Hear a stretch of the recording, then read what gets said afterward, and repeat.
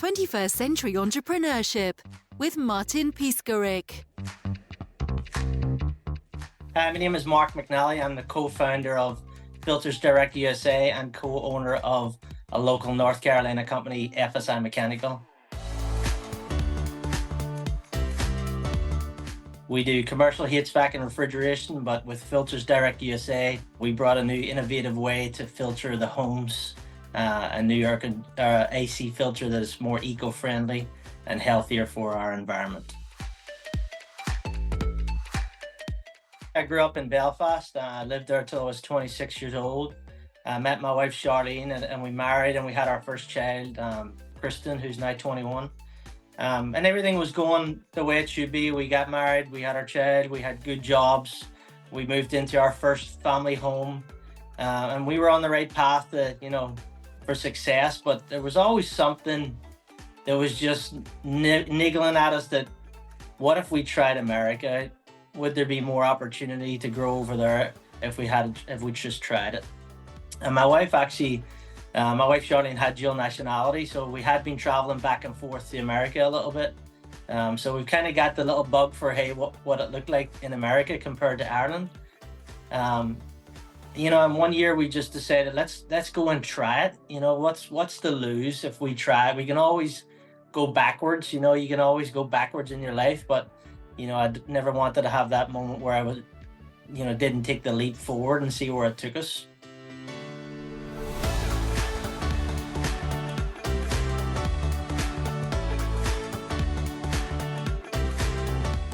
We decided we rented out our house. One of my cousins, Fiona, offered to take rent of our house for a while, for about 6 months, 8 months if we could. And we literally packed a suitcase. So I packed one, my wife Charlene packed the suitcase. Our youngest daughter was all excited about traveling and she packed the suitcase. Little did she know that she would never, but she wouldn't be going back to live in Ireland. And it was emotional. We're at the airport and we're saying our goodbyes to our family members, my dad, mom, sisters that are all living in Ireland, and very emotional moment for us all. But my parents especially, they knew we were going to do something big, in their minds, that we were going to be successful. Now, we didn't know it at the time, but they certainly had a lot of faith in us. Unfortunately, my dad passed away summer of last year, so I get a little bit emotional talking about it. But we landed in Florida, of all places. So my wife, her grandparents had a holiday home in Florida. And that's where we decided to go. You leave Ireland and it's cold most of the year, and you had the opportunity to go to Florida. We're like, yeah, that's where we're going. So we had arranged to stay with my wife's grandparents for a couple of weeks, just kind of get us on our feet, figure out the logistics of where we were and what we were going to do. But we had no jobs lined up, nothing at all. We were just going to, what we call wing it and see what happens. And day 2 of being in Florida, my wife's grandfather, Charlie, had lined me up with a job interview with a gentleman, Joe Bricketto. He had a air filter company in South Florida. And I knew nothing about air filters. I mean, in Ireland, we don't even really use filters because it's cold all the time, right? If you're cold, you open up the window, that's your air conditioning. But, being that I didn't have any other job opportunities, I was like, yeah, let me go for it and see what it's all about. And I worked in an office in Ireland, punching data in a computer. So never really hands-on. I never really worked with my hands other than my little stint in 3D and art design school, which I'll talk about a little later. But my interview was in a diner. I remember thinking, why are we not interviewing in an office? It seems unusual that we're going to breakfast and this is the interview, but it seems to be that's the way it's kind of done in America a little bit. So I'm sitting across the table with this guy, Joe Bricketto, and he asked me, Mark, this is kind of labor work. You have to climb a ladder, you have to carry a ladder. You're a pretty small Irish kid. Do you think you could handle that? And I was, 26 years old at the time. I was like, yeah, sure. I mean, I'll do whatever it takes. I may have actually lied a bit and told him that I had carried a ladder before, but I really hadn't. So I wanted the job. And I got it. He needed a helper. He needed someone to help him. So off I went. I got in the truck with him. He showed me the ride a little bit. And before I knew it, I was out there doing the job myself, going around changing air filters in South Florida.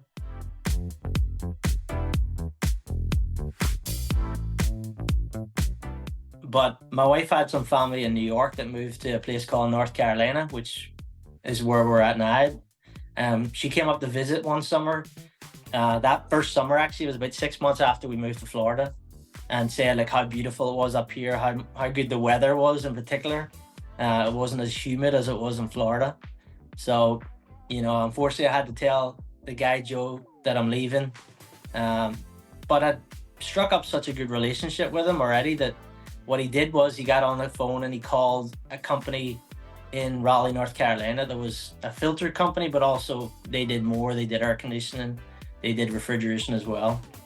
And it was funny, it was at the same diner that we first interviewed at. This time we're at the kind of bar area of the diner, and he's got this guy on the call, and he said, "Hey, Dave, I've got this Irish guy. He's a really good worker. I've bonded with him a lot, but he wants to move up to North Carolina. Do you have any work that you could use him for?" And he said no initially, but he agreed to interview me. So, there we go. We pack our suitcases again, me, my wife, and our daughter Kristen, and we head north up to North Carolina. And that was the moment that we're really down to our last savings. We had $500 in the bank account. We had arranged to, rent an apartment for a few months because we had no credit. We just got moved over to America with no credit, so we had to prepay for all of our rent for a few months. And that was all we had left, was $500. And I'm going to this interview again. This time it was in a Jersey Mike's Subs. Again, strange to be interviewing in a restaurant, but there must be something about breaking bread, eating as this conversation flows, and it happened. That's the way it went down. But I met another great guy, Dave, in that restaurant. And although he didn't really need any workers at the time, he saw something in me. He liked the fact that I was from Ireland. I had some energy and excitement about working in America and could do whatever it takes type attitude. So he hired me on the spot, which was a relief because $500 doesn't really last long in America. That would have went pretty quick.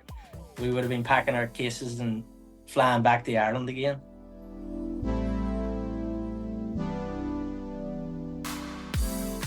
What I did for him was, labor again, work. I was out in a truck, going around changing filters. That migrated over to doing more maintenance. And then the more I was in that industry, I wanted to learn more about it. So I took some night classes and I went and learned, the trade, air conditioning and refrigeration. But he saw a lot more in me and decided to bring me into the office and into the operations of things, because even though I was very new to the company, I seemed to have an ability to have, people around me gravitate to me and, follow direction. And, there was a saying that I read before was like, you can't push a rope, but you can't pull it. And I was definitely one of those kind of people that pulled the rope and, people kind of joined me along the way. So he decided to put me in that management position and help him run the business. And that's what I did for a number of years. I kind of got the business going and helped him with some duties. And then in 2019, me and my business partner and I, Tim Hobbs, that was working with the business, we collectively got together and we purchased that mechanical company in 2019. So we took ownership of it and still own that company today. That's really thriving and has grown even more since we took it over.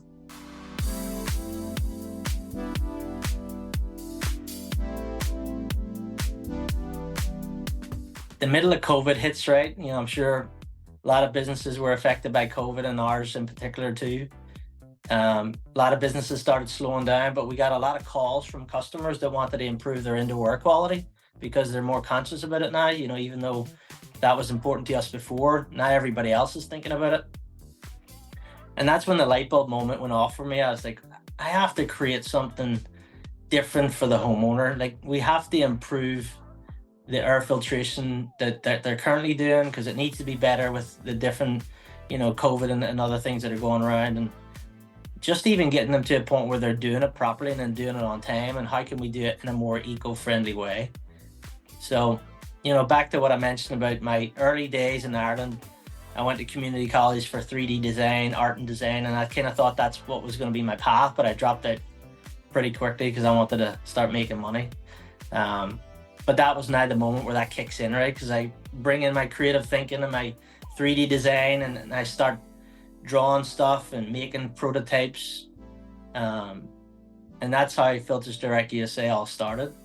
But we wanted to make it in North Carolina. You know, we spent about 1.5 years in product and development, where we had an idea, we had prototypes, but then how do we get it made? How do we get this product that we have actually created into a physical product that we can manufacture and roll out across not just North Carolina, but the whole of the US?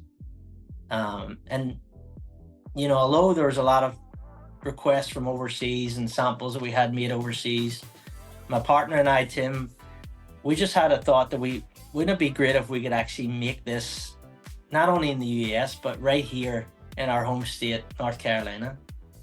And yes, we had to slow things up and do a little slower than normal, but that's the path we took. We bought all our own equipment, and we manufacture everything right here in Garner, North Carolina. It's all fulfilled here, it's all shipped from here, and we're now shipping to 33 states in the US.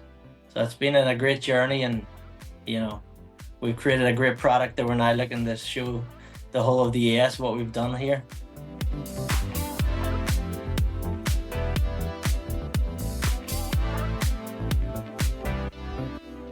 We launched Filters Direct USA in the middle of COVID.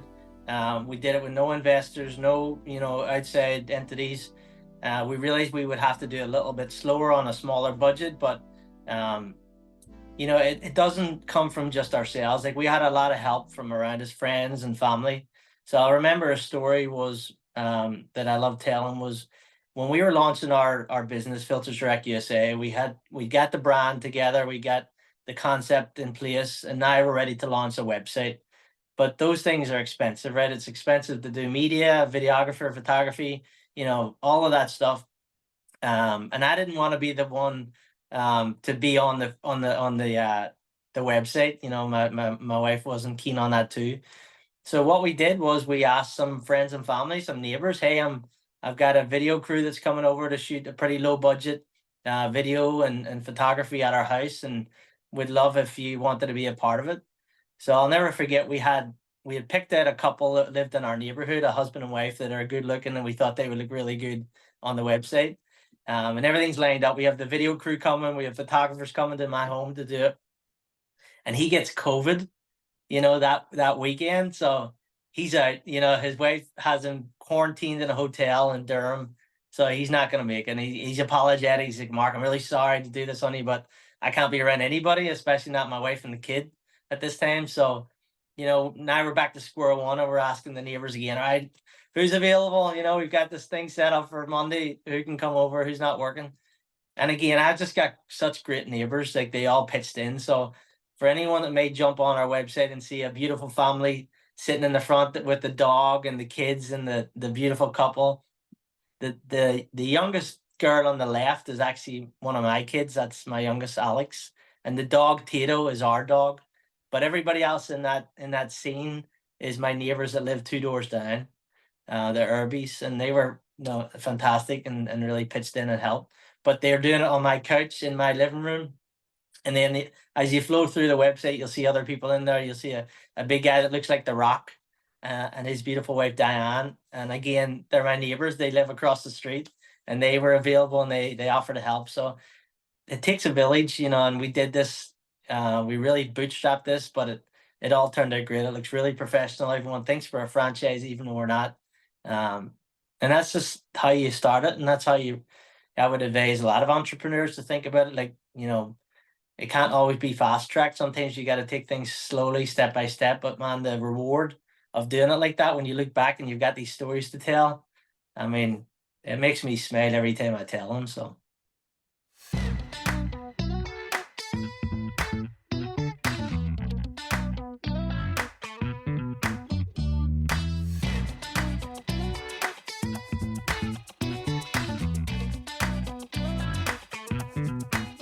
We decided we wanted to make this in North Carolina. Now, originally, with some prototyping, we had some overseas samples sent over, and they looked great.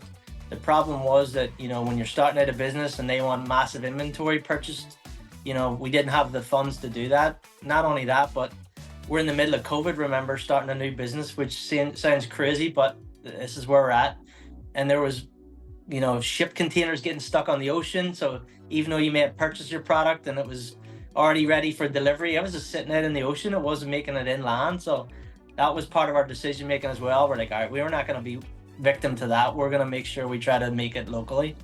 So what we did was we visited a lot of plastics manufacturers in North Carolina, because we knew we had some right here on our doorstep.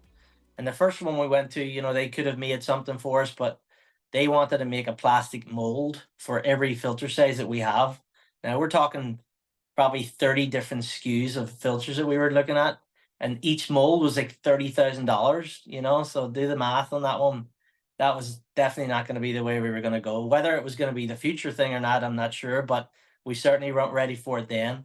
So we just kept going to different plastics manufacturers with our little prototype that we'd cut out of a pizza box, trying to see how could we get this made in plastic. And we were on our third meeting of the day. And I remember we're driving to the meeting. And again, my prototype was done on a pizza box. So, I constantly had that in my mind.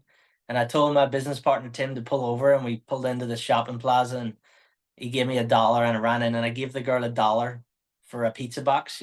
She was looking at me weird why I wanted an empty pizza box. But I was like, that's all I need. I don't need pizza. Can I give you $1 and take one of your boxes? And she says, yeah, sure.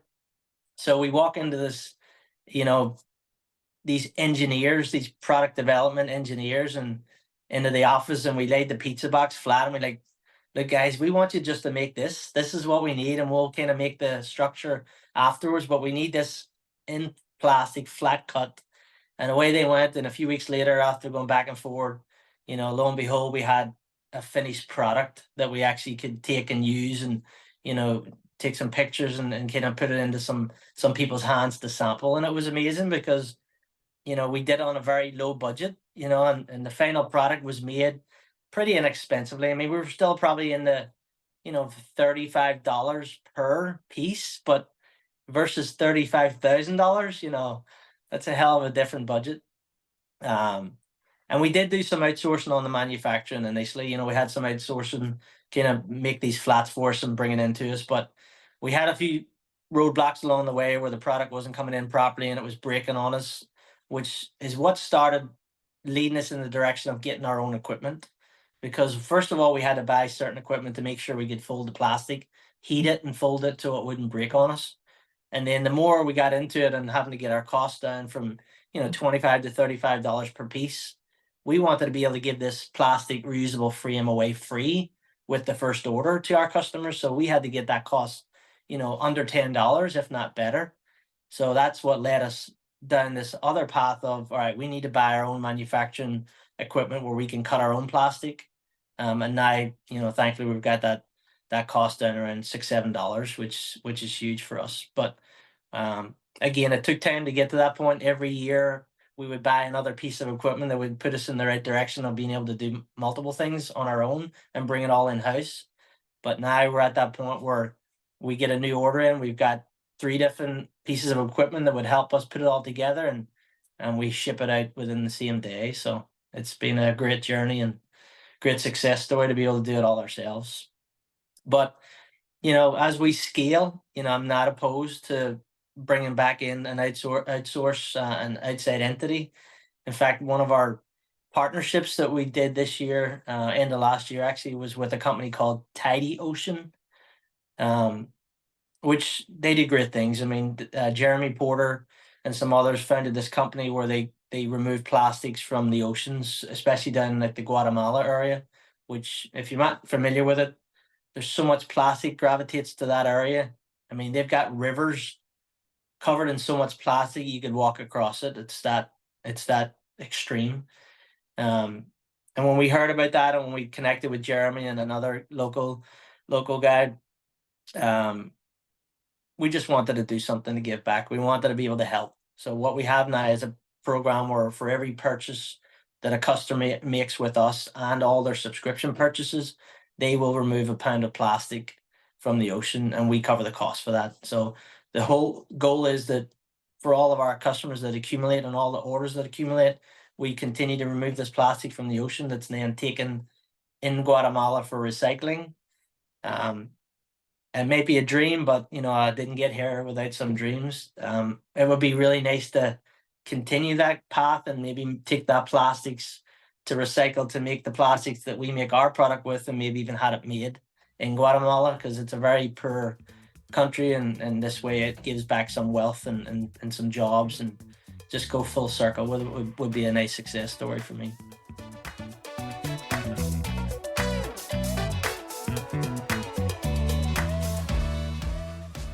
My parents always worked two jobs in Ireland just to provide for us, and I kind of fell into that trap here too. So while I'm working for mechanical, I'm working two jobs. I'm DJing at nights. I'm DJing at the weekends. I'm night classes at the same time. So it was a real hustle. I was working 9 to 5. I was going to night class during the evenings, and then I was coming back from that, and the next evening I would go out DJ.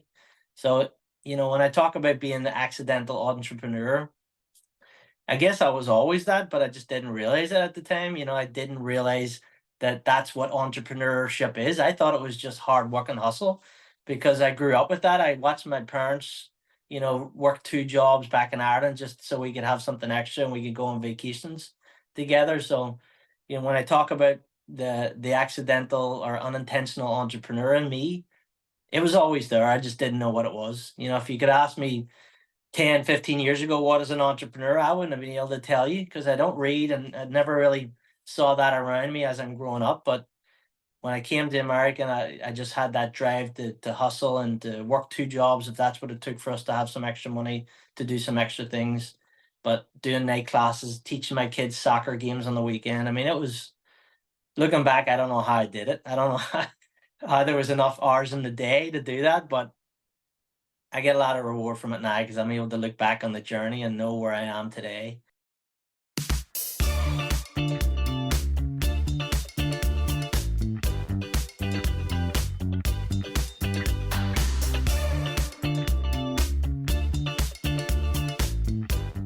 I mean, the beauty about that story, the journey to today, is you get to a point where you have processes in place, you have good employees around you that you can delegate to. So I'm at the point where I can start and launch a new company, Filters Direct USA, because our FSI mechanical business has such great people and employees that I trust them, and we do a great job together. But I couldn't do the second business without the first one being stable and being in the position it is. And especially now, as an entrepreneur, and having the hustle, and I've done that in the past, you've got to a point now where your companies are running well, and you have time to sit back and watch it a little bit and enjoy more time with family. So there was a lot of sacrifice in the beginning, when I had to work so much and be away from family. But now, thankfully, I'm at the point where I do spend more time with my family. And I think as an entrepreneur, I think we all strive for that. Yes, in the beginning, we struggle, we strive, we want to make things better and grow our business. But the end goal should always be not just, I want to be a millionaire. The end goal should be, I want to get back my time. And that's certainly where my mindset is. Like, the money is great, and we're all going to have that goal regardless. But for me, getting back my time is the most valuable thing that I have right now. We vacation a lot as a family. I work a 4-day work week now, and the Fridays is for me to educate myself, be around smart people, whether that's lunch, breakfast, on a golf course, whatever it may be. That's something I've been thankful I've been able to do. And we vacation a lot. People think I'm crazy for how much we vacation, but there's got to be that balance. Every entrepreneur out there is so switched on with their business, they've got to be able to switch off. And for me, that's my wife, Charlene. She's so good about that. She knows how to pull me away and switch things off, switch the devices off, and go on vacations. That's the way we balance our business and our lives, so that everybody's healthy. The business is healthy, but my family is healthy too.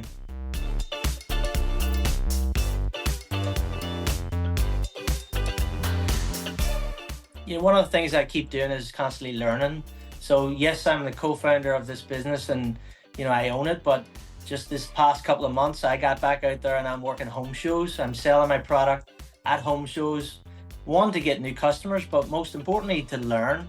We've been going for 2.5 years, but there's always ways to keep learning. And the best way to do that is either in front of your current customers or in front of potential customers. So just being at a home show and having people stop and ask questions, either be intrigued by my product or tell me what their struggles have been and why this product will be so good for them. That's been huge for me, because now I can come back into my business and one, I know what marketing direction to take, because I know where the pain points are, why they need my product versus what they're currently using.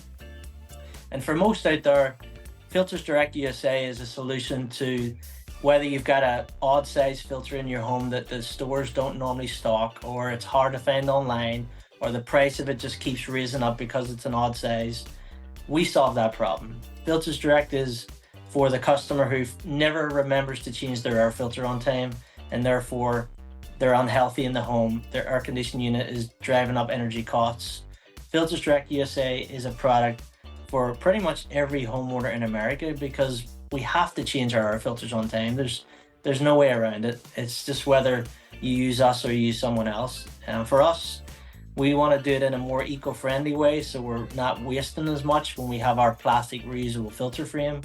We want to do it for customers that actually we can make all their odd sizes and they get the frame free with the first order, so we set them up for success. And then we want to be the reminder. We don't want them to just buy a whole box worth of filters for a year and stick it in the garage and they never remember to do it.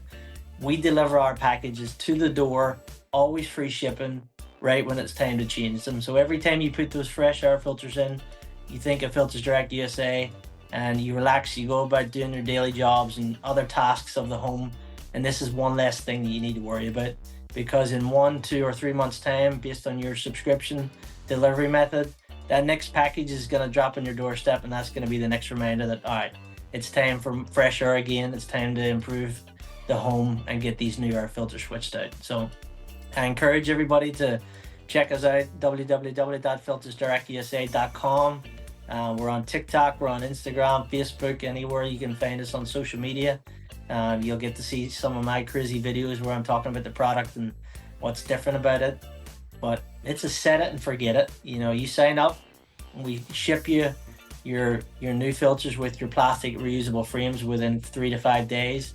It's all USA made. In fact, made right here in North Carolina with our own hands.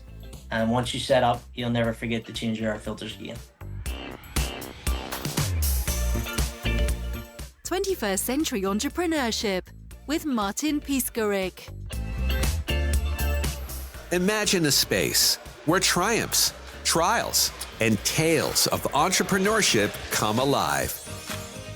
Welcome to the 21st Century Entrepreneurship Podcast, a gold awarded journey hosted by Martin Piskarik, connecting with listeners in 95 countries and ranking in the top 0.5% of all podcasts. Join our exclusive community, elevate your perspective, and embark on the path to success.